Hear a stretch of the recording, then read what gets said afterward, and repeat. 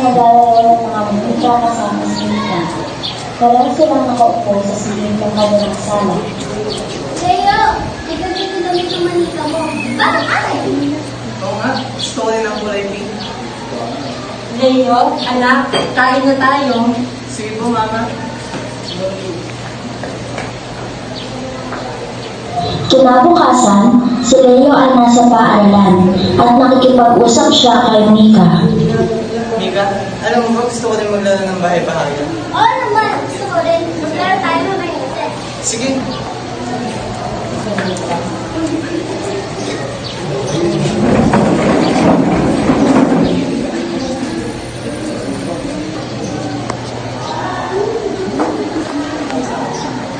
Ilang taon ang lumipas, si Leo ay nasa high school na. Nakaupo siya sa kanyang Leo, anak, may bisita ka. Sino po yung tatay? Hindi. mga kaibigan niya. Gusto naman ng mga kaibigan mo, Leo. Masaya ka doon. Wala, Miguel. Kamusta ka na? Tagal din natin hindi nagkita. Okay lang naman, Leo. Okay lang din namin. Pero, sino po? Ang ganda niya. Siya si Mika. Siya yung pinagkinto ko sa'yo kasi sa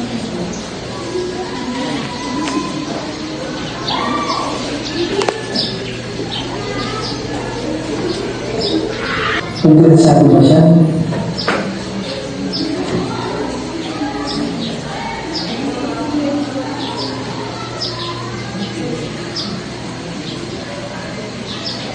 Isang araw, kinakausap ni Leo ang kanyang ina. sabi ko sa mga sa'yo. Ano yun, anak? Ay, boss. Gusto ko na mga kumain. Naku, anak, bata ka pa. Kapag matanda ka na, doon ka parang galing ng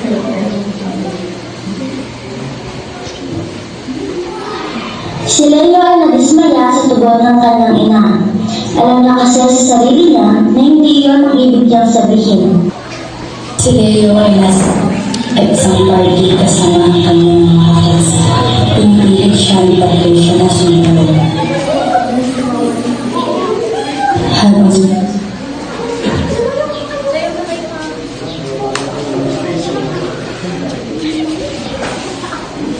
Habang si Patricia at Leo ay sumasayaw.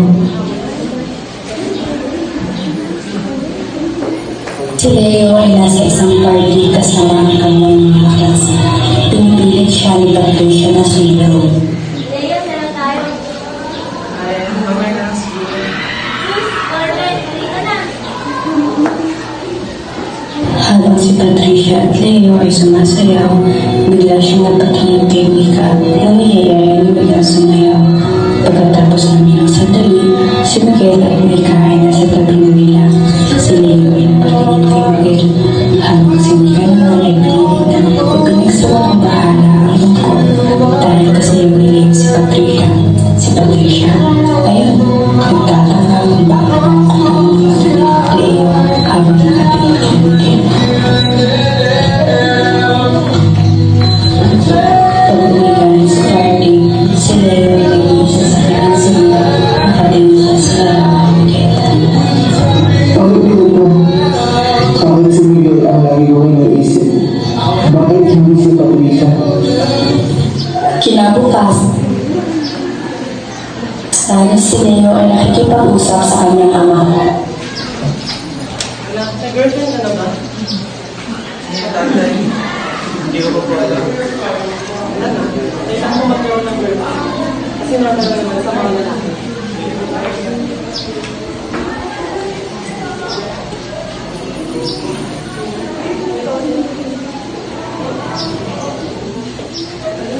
Si Leo ay nalungkot, hindi alam ang gagawin.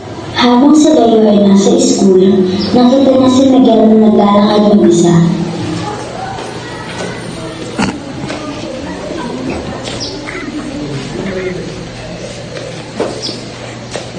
Miguel?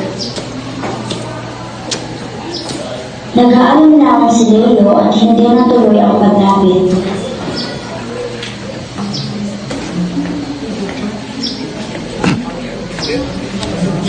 Isang hapon, si Leo ay nakapag-usap sa kanyang ina. Miguel? nahihirapan ng karami. Parang mali ang lahat. Anak, kung ano man yan, nandito lang kami para sa'yo. Huwag kang matakot sabihin ng totoo. Habang si Leo ay nag-iisa sa library, si Patricia ay lumapit sa kanya. Sabi,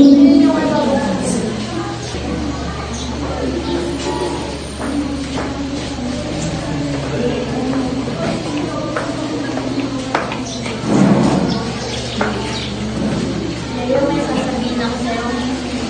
Tagal ko nang gusto kong sabihin sa'yo. Leo, ikaw lang. Hindi ko alam ang sasabihin ko ba niya.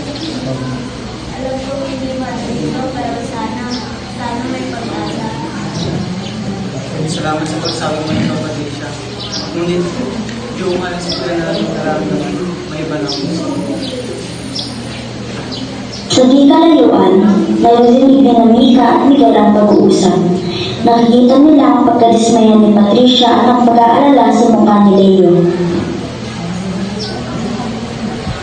Gusto ni Leo, ang sakit, pero hindi naman ako nagulat. Alam ko naman na may gusto ako kay Leo, matagal na. Pero ang hirap, parang alam ng pag-asa ko tapos ganito lang palang nangyayari. Kailangan ko ba nagtago? Patricia, ang tapang mo. Pero, ang sakit ko ba kaya ako nagdodyo? Hindi ko alam kung ano ang dapat kong gawin. Kung ano din ba ang gagawin. Hindi lang ko naman gusto kay Mika. Pero, paano kung hindi niya ako gusto? Paano kung talaw para kami ni Patricia? Kaya nag-uusap natin na may gusto kong ba?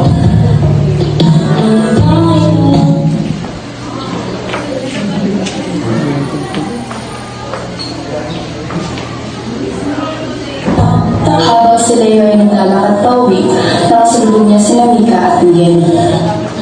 Leo, tulong namin. Okay na lang.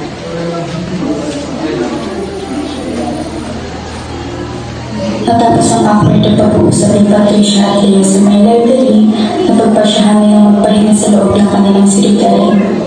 Kasama si Mika, si Leo ay umupo sa upuan at sumustob sabay sa kanilang upuan. Si Mika naman ay nakaupo na sa kanya. Tahimik na pinagmamasan si Leo. Ang gaan ng mukha niya, ang haba ng iyong mata, ang tamas ng ilong. Dahan-dahan mo pa ang Mika sa mga labi ni Leo. Hindi na mapipitin ang isip na ang ano. Ang wala, ang lambot, parang sa nakalikan. Hindi siya mag-iwas ang tingin, nahihiya sa naisip niya. Napahinga siya ng malalim, sinubukang papagkaya ang tibok ng kanyang puso. Pero hindi niya mapigilan tumingin kay Leo. Bakit ganito? Bakit ang gaan ng pakiramdam mo pag nakatingin ako sa kanya? Parang may kakaiba sa pagitan namin.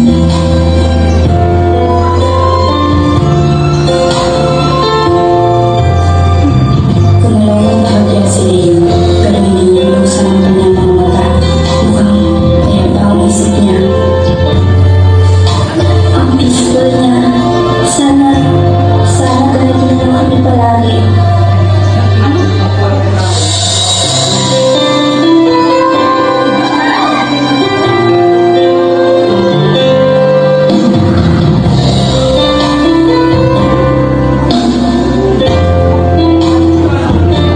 Ang lambot ng buhok niya. Inalis niya ang kanyang kamay sa buhok ni Leo. At wala ang kanyang bisig kasabay ng pagtuhog ng puso niya. Tumingin siya kay Leo at hindi maiwasan ang pagtuloy sa labi ito. Pagtapos siya ay mabilis na nagtingin. Tanghali na. Na Carlos, Benjo at Danny, tatlong kilalang bully sa paaralan. Pwede, sa mga tibay ng paaralan.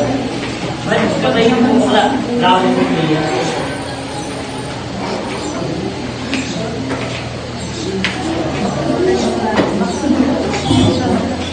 Sinubukan ni Leo na huwag pansinin ang mga ito. Ngunit patuloy nila siyang tinutuya na nagiging mas masakit pa ang kanilang mga salita.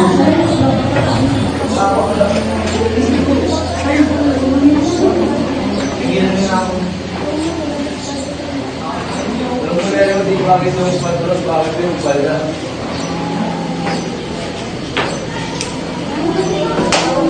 Naikuyaw ni Leo ang kanyang mga kamao. Tumataas ang kanyang galit. Sinusubukan ng kontrolin ang kanyang emosyon. Ngunit ang mga paano niya ay sobra.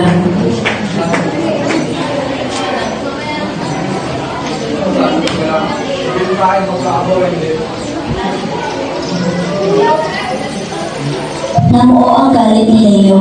Itinulak niya si Carlos palayo na ikinagulat niya na Benjo at David, lalo na si Carlos. Bigla siyang tumalang giliyab ang mga mata sa galit. Hindi ako bakla. Wala kayong karapatan pagpakanan ako. Mga duwag! Nagsimula ang isang matinding away. Lumaban si Leo ng buong lang. Ipinagtatanggol ang kanyang sarili laban sa mga nanakot. Mas maliit siya sa kanila. Ngunit ang kanyang galit ang nagpapalakas sa kanyang lakas. Ang eksena ay napaka-intense at pisikal. Pinakikita ang determinasyon ni Leo na ipagtanggol ang sarili at hindi sumuko. Tanghalian na, nakakita si Miguel na maliit po ng mga estudyante na nagkukumpulan malapit sa bakod ng paaralan. Nakilala niya si Leo, pero may mali. Si Leo ay nakasentir sa bakod at likod niya ay nakaharap sa pader. Tatlong pipuga, sina Carlos, Benjo at Dani. Huminga ng palalim si Miguel at tumakbo papunta kina Leo at sa mga bully. Nagulat ang mga bully sa biglang pagsulpot ni Miguel. Napatigil sila sa pagbully kay Leo. Tigilan niya. Yung problema kanino. Lupain mo. Taas. Wala mo. Ilang ginagawa nyo. Hindi tama malaki ng tao.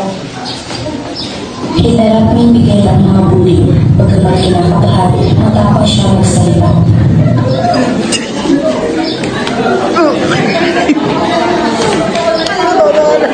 Nagsimula ang isang away, si Miguel. Bagamat mas maliit kasi sa tatlo, ay pinaglaban si Leo. Sinuntok at sinipayan ng mga bully. Ay hanggang ang lisang bilis. Nakita niya ang pagpupulang sa mga bully. Dahil sa hindi nakasang pagtalo ni Miguel, nakita rin ng mika ang mga pakilaki at nakita nakahiga si Leo sa lapat. Habang nakikipag-away si Miguel sa mga bully.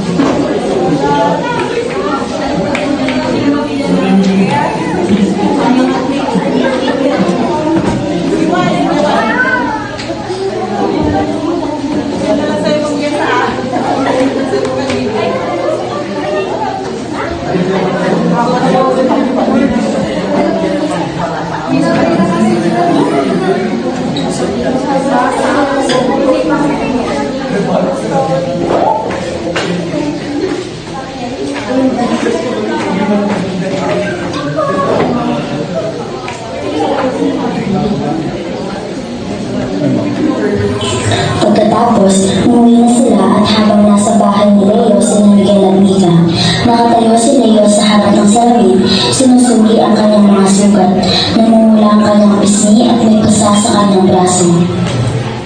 Sakit niya, no? Okay ka lang.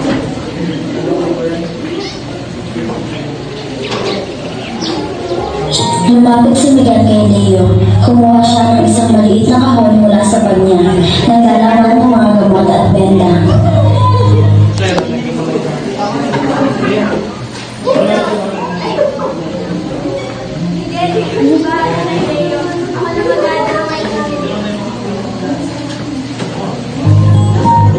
Umalis si Mika at naiwan sila Leo at Miguel. Nakatayo si Leo sa harap ng salamin at hindi mapakali. Nahihiya siya sa kanyang mga sugat at mas lalo siyang nahihiya kay Miguel. Dahang-dahang inilapit ni Miguel ang kanyang kamay sa mukha ni Leo para linisin ang dumi sa kanyang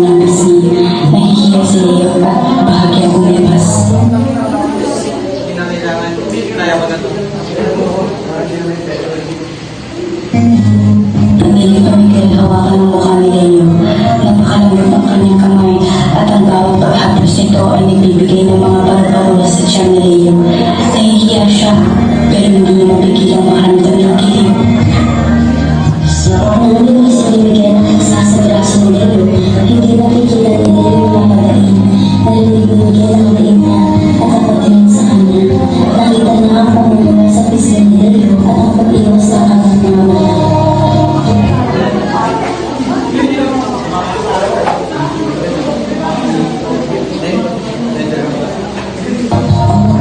Sa Miguel na naiiyak si Leo sa bawat pagkakas niya. Naramdaman niya ang pag-iingat ni Leo. Nakakapatuloy sa paglilinis ng sugat ni Leo. Parang kaibigan niya ang tingin niya kay Leo at natural na kailangan ng alagaan ng kaibigan niya. Matapos ang durutin ng mga sugat ni Leo, tumingin si Miguel sa kanya. Nakita niya ang pasasalamat sa mga mata ni Leo at ang bahagyang pangumula ng kanyang kaslit. Nararamdaman ni Miguel ang pag-aalala para kay Leo. Tumigil si Miguel at tumubo.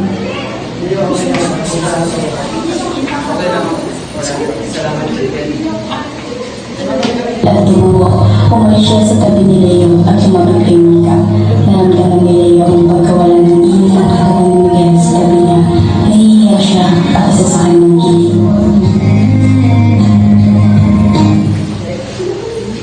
Ay sa sulit.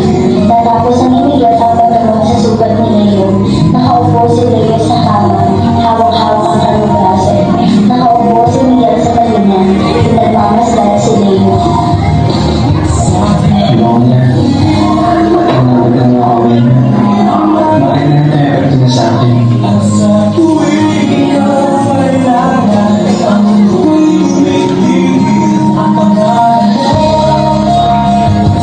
Tapos, nagdala si Leo sa mga sugat niya. Nakatayo siya sa harap ng salamin. Sinusuri ang mga pasa at sugat na tulad ng pagpapali. Sa di kalayuan, narinig niya ang tunog ng sasakyan pumarada sa harap ng bahay. Ang kanyang ama ay umuwi. Nang pumasok ang kanyang ama sa bahay, agad niyang napansin ang pagkakaiba sa kanyang anak. Leo, anong nangyari sa'yo? Nakita ng ama ang mga sugat at basa sa katawan ni Leo. Ang kanyang boses ay puno ng takot at pagkabahala. Wala dati, nag-basketball lang kami. Ngunit alam ni Leo na hindi siya makapagsinungaling sa kanyang ama. Ang pagkabahala sa mukha ng kanyang tatay ay hindi mapapantayan. Ano nangyari, Leo? Bakit yung mga sugat mo?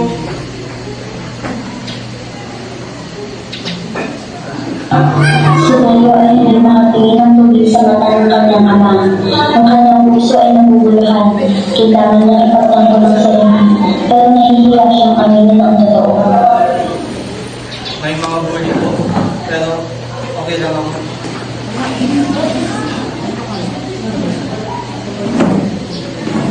Dito okay, Leo. Kailangan natin gawin ang isang bagay tungkol dito. Hindi ka nag-iisa.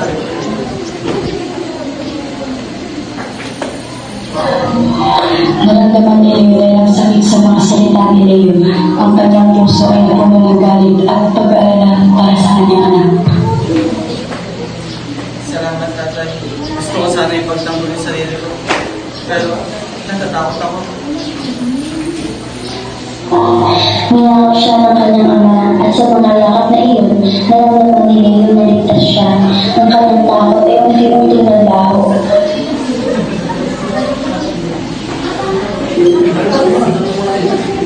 Habang nag-uusap silang dalawa ng kanyang ama, pumasok naman si Mika at Miguel sa kwarto. Nakita ni Leo ang mga kaibigan at ramdam niya ang umikat niya ng suporta. Tinanyan siya ng takot at nahulog ang kanyang puso sa saya.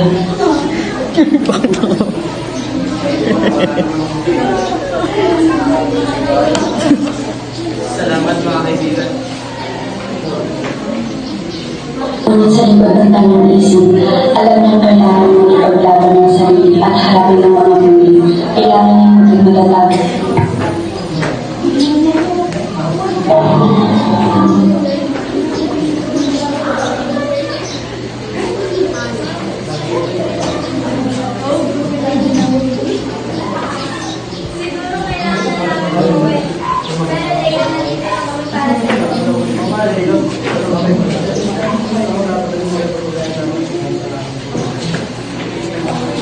pero makakabawi si Leo sa mga pagsubok na dinaranas niya. Pagkatapos, nagusap na ulit si Leo at ang kanyang ama. Gusto ko sana ipagtanggol ang sarili mo, tatay. Ayoko na pong maging biktima ng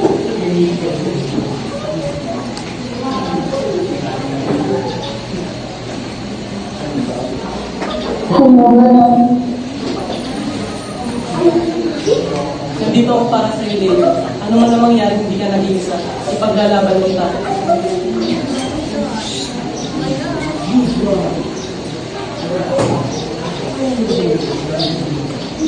kumuha ng malalim na hininga si Leo.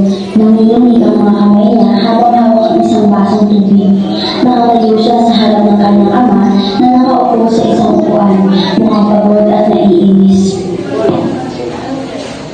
Pwede sabihin mo sa akin. Ano pa ba ito, Leo? Ang dami mo ng problema. Kung yung mga bully, tapos yung mga sugat mo. Ano pa ba ito? Isang Tay, bakla po ako, tay. Isang katahimikan lang namin sa silid. Ang mga salita ay tila mag-echo sa silid at ang puso ni Leo ay kumalabog ng mabilis. Naging sa reaksyon ng kanyang ama, ngunit ang gamit ay unti-unti sumuglaw sa mga mata ng kanyang ama. Ano? Bakla ka? Hindi ko matatanggap yan. Anong klaseng kahiyan to? Tumayo ang laging umiyak na si Lionel. Ang kanyang mukha ay nasigal. Hindi na magiging ang kanyang emosyon. Sinubog na si Leo at sinutok na sa mukha. naglalabot si Leo sa sakit at ulan. Ang kanyang mga luha ay agad na tumulo. Sa sandaling iyon, bumukas ang pinto at pumasok ang nanay ni Leo dahil sa trabaho. Nakita niya ang kanyang anak na makalibot sa sahig at ang kanyang asawa na nakatayo sa harap niya. Ang mukha ay kumulang galit.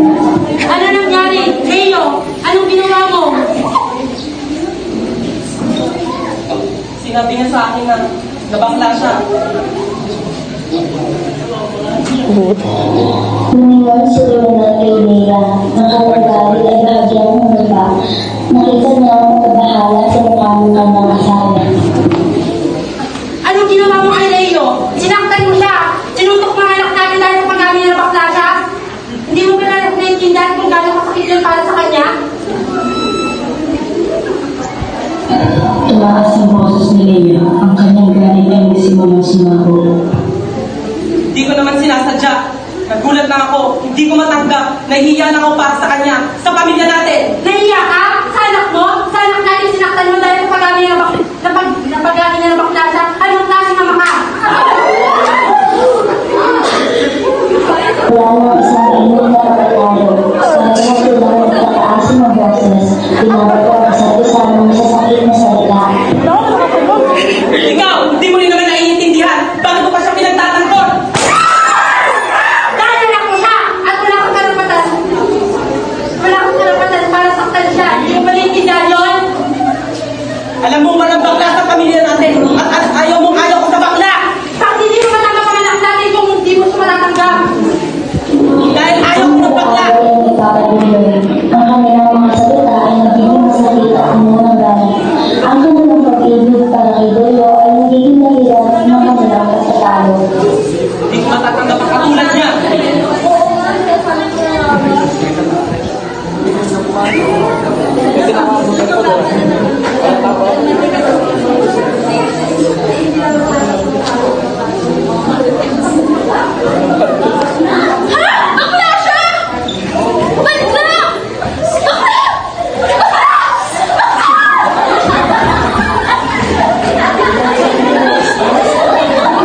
Habang sila ay nag-aaral, dahil sa lakas ng kanilang mga boses, ang kanilang mga kapitbahay ay nagsigalit sa bahay nila upang tignan ang nangyayari.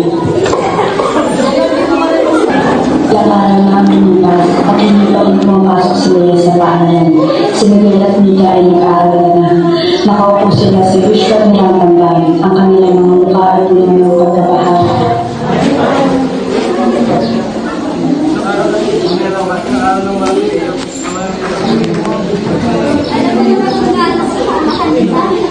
Kung kami nangyari sa kanya.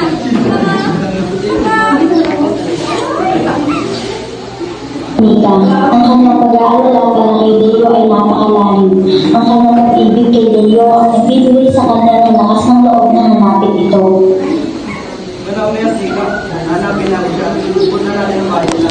Tumayo si Miguel at Mika at naglakad patungo sa bahay ni Leo.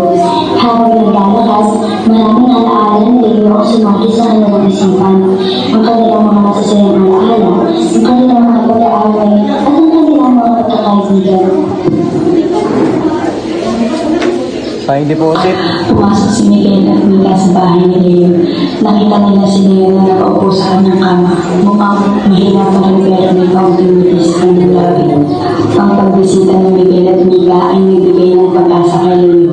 Ang kanilang pag-aalala at pagmamahal ay nagpagaan sa kanyang kalooban. Ang kanilang presensya ay nagpaalala sa kanya na hindi siya nag-iisa. Pagdating sa bahay ni Leo, nakita nila Pagkatapos makapasok sa loob ng bahay, naiwan si Leo at Miguel sa silid ni Leo dahil umalis si Mika para tulungan ang nanay ni Leo sa merienda. Isang mabigat na katahimikan ang pumapalad sa kanila. Miguel, pwede sasama sabihin sa'yo.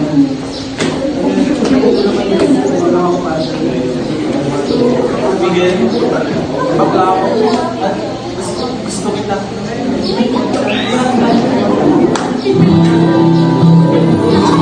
Isang maikli na kahimikan, nakatulog lang sumunod kay Leo, naghihintay na susunod ang sasabihin. Kita ni Leo ang pag-aalangan sa mga mata ni Miguel.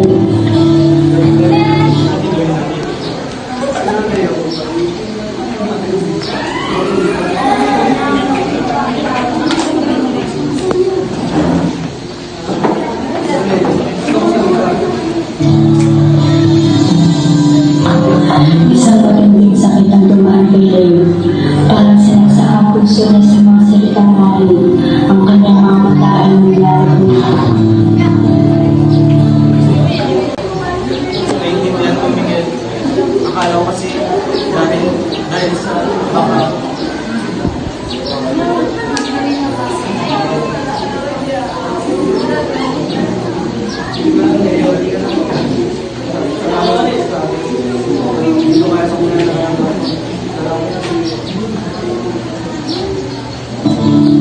Sinikap ni Miguel na maging mahinahon at magalang, ngunit alam niya nasasaktan niya si Leo.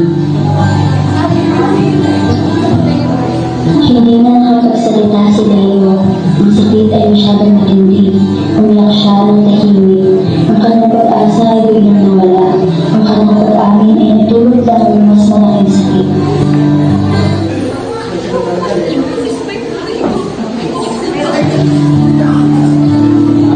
Hindi na alam ni Miguel kung ano pa ang sasabihin. Nararamdaman niya ang sakit ni Leo. Nasasaktan din siya, dahil hindi na kayang surian ang nararamdaman nito. Umalis si Miguel, iniwan si Leo na nag-iisa sa kanyang silid. Ang sakit, ang pagtanggi at ang pag-isa ay nagtutulad ng matinding kalambutan kay Leo. Ang kanyang pag-asa ay wala. Ngunit ang tamang paglalakbay sa pagtanggap sa kanyang sarili ay nagpapatuloy pa rin. Lumipas ang mga buwan, si Leo ay nag-iisa sa kanyang silid. Iniisip ang mga nangyari. Ang sakit ng pagtanggap ni Miguel ay unti-unti bumupa. Nakatanggap siya ng suporta mula sa kanyang ina at mga kaibigan. Unti-unti niya tinanggap ang katotohanan na bakla siya at hindi siya magugustuhan ni Miguel. Okay lang ito. Hindi naman kailangan na mahalin ako ng Miguel. Mahalaga at pinanggap ko ang sarili mo. Isang ngiti ang sumilay sa labi ni Leo, ang ngiti ng pagtanggap sa sarili. Ilang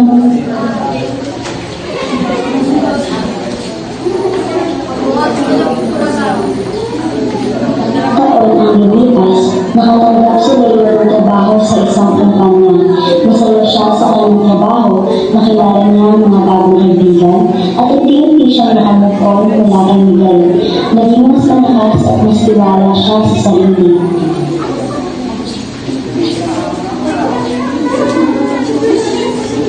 Paano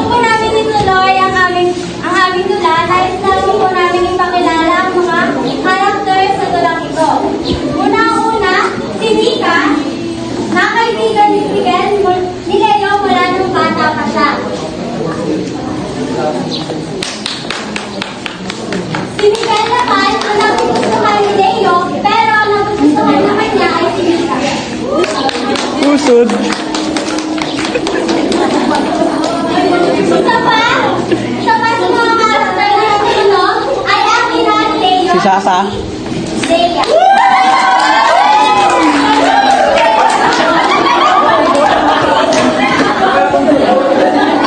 Si Mary, ang nagsusong tatay ni Leo sa tulang ito.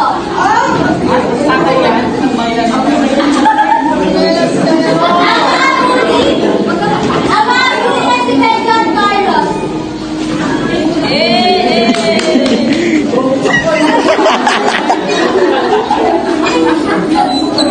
Ay, wala magpapakataan! Si Patricia, ang nagkakagusto kay Leo.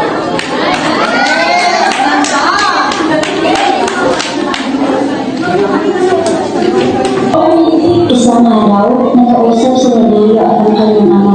Humingi ng tawad ang kanyang ama sa ginawa nito. Tinanggap ni Leo ang paghingi ng tawad ng kanyang ama at naglakapay sila.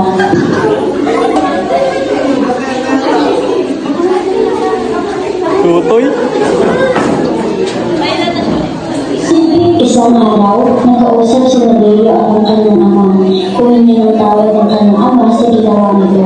Tinanggap ni Leo ang paghingi ng tawad ng kanyang ama at naglakapay sila.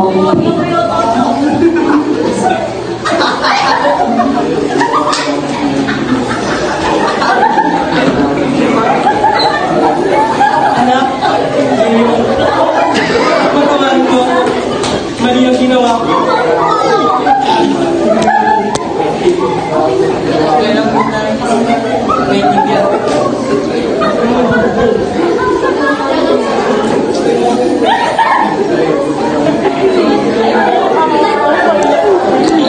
Nakita niya si Miguel at Mika na masaya sa isa't isa.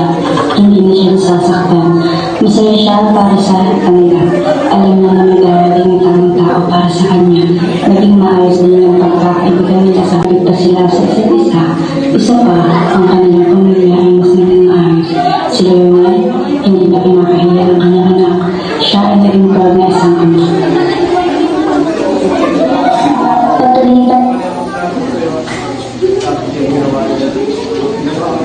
Pagkalipas ng ilang panahon, si Carlos at Leo ay nagkatagpo. Humingi ng tawad si Carlos sa mga ginawa niya noon at umamin din siya noon na ginagawa ni Leo para mapansin siya ni Leo dahil sa nagusto siya sa kanya. Tinanggap ni Leo ang kanyang paghingi ng tawad at binigyan niya ng tsansa si Carlos. Naisipan ni Leo na buksan muli ang kanyang puso at hindi matagal ay naging